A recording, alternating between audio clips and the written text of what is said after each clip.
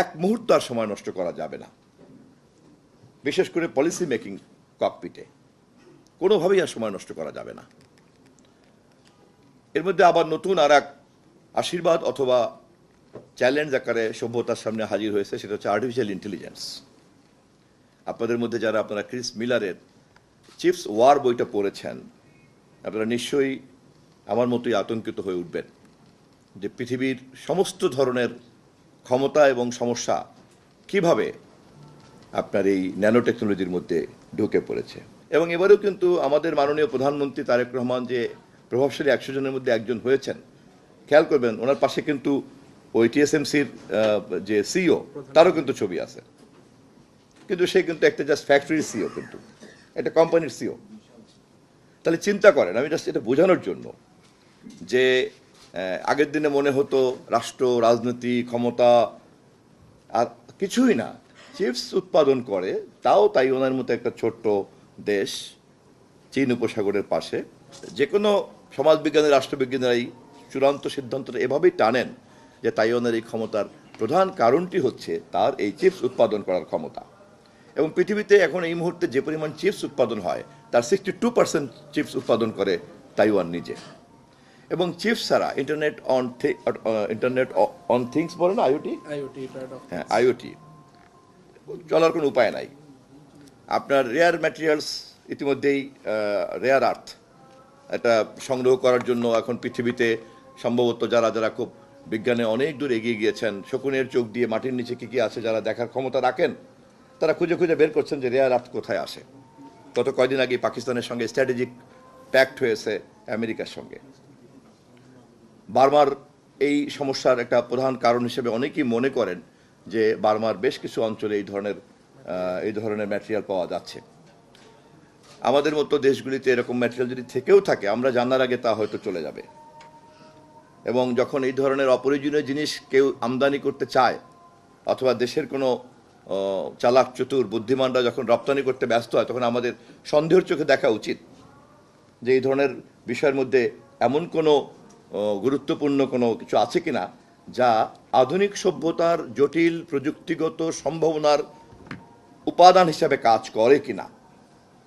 এই জিনিসগুলি জানার জন্য, বোঝার জন্য, দেখার জন্য পলিসি মেকিং লেভেলে যদি এই জায়গাটাতে আমরা না পৌঁছাতে পারি, তাহলে কিন্তু আমাদের অজান্তেই দেখা যাবে যা শেষ হয়ে গেছে, পরে আর আফসোস করে কিন্তু কোনো লাভ হবে না।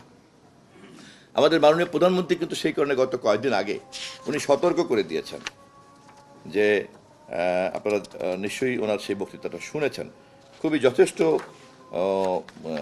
ইয়ের সঙ্গে তিনি বলেছেন, কনফিডেন্টলি উনি কিন্তু তরুণদেরকে বলেছেন যে বিশ্ব এখন আর্টিফিশিয়াল ইন্টেলিজেন্সের যুগে প্রবেশ করেছে।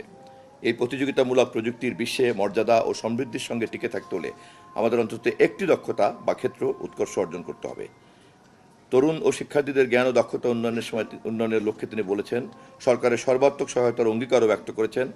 এই বক্তব্য আমাদের জন্য অত্যন্ত তাৎপর্যপূর্ণ, কারণ cyber security, artificial intelligence, data analytics, digital forensics, cloud security, threat intelligence এবং সিকিউর সফটওয়্যার ইঞ্জিনিয়ারিং এসবই আগামী দিনের কর্মসংস্থান, রাষ্ট্রীয় নিরাপত্তা এবং বৈশ্বিক প্রতিযোগিতার মূল ক্ষেত্র।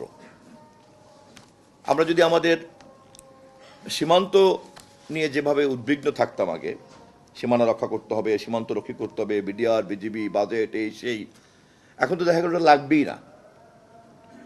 আমার টোটাল পলিসি যদি হ্যাক করতে পারে, এতক্ষণ আপনি যেটা দেখাচ্ছিলেন, আমি তো অতটা বুঝি না, কিন্তু আমি এটা তো বুঝি যে তার মানে তো খুব সহজেই আমার ডিফেন্স পলিসি, আমার এখানকার স্ট্র্যাটেজিক সমস্ত বিষয়গুলি যদি কেউ জেনে ফেলে, আমার শত্রু যদি আমার সমস্ত মনোজগৎকে যদি আগের থেকেই জেনে ফেলে, তাহলে তো সেই ডিসাইড করে দিবে যে তাকে চ্যালেঞ্জ করতে পারে সেই জায়গাতে আমি না গিয়ে আমি যাতে অন্য কোথাও ভুল পথে যাই, মাইন্ড আমার কিন্তু অপারেট করবে কিন্তু সে।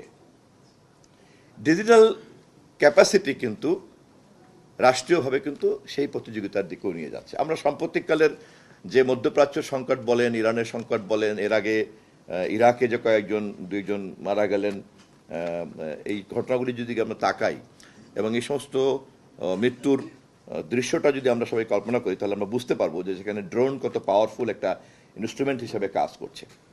আমি এই কথাগুলি বিক্ষিপ্ত হয়ে বলছি, কথা বোঝানোর জন্য যে এই ডিজিটাল নলেজ, এই ডিজিটাল পাওয়ার অফ ইন্টারনেট এবং power of inclusion of artificial intelligence total ইকোসিস্টেমকে যে কোথায় নিয়ে দাঁড় করাচ্ছে, এটা কিন্তু বোঝাই খুব, মানে অনুমান করাটাই খুব মুশকিল হয়ে যাচ্ছে। কিন্তু এটাকে অনুমান করার প্রতিযোগিতাতে অংশগ্রহণ করা ছাড়া আর কোনো পথ কিন্তু খোলা নাই। আমাদের খুব দ্রুত উচিত আমাদের দক্ষ জনবলের মধ্যে যারা এই বিষয়টির মধ্যে ইতিমধ্যে ঢুকে পড়েছেন তাদের ক্যাপাবিলিটি বিল্ড আপ করা, এবং ভবিষ্যতে যারা এখানে আরও বেশি বেশি করে ঢুকে পড়ে আমাদের এডুকেশন কারিকুলামের মধ্যে ওটাকে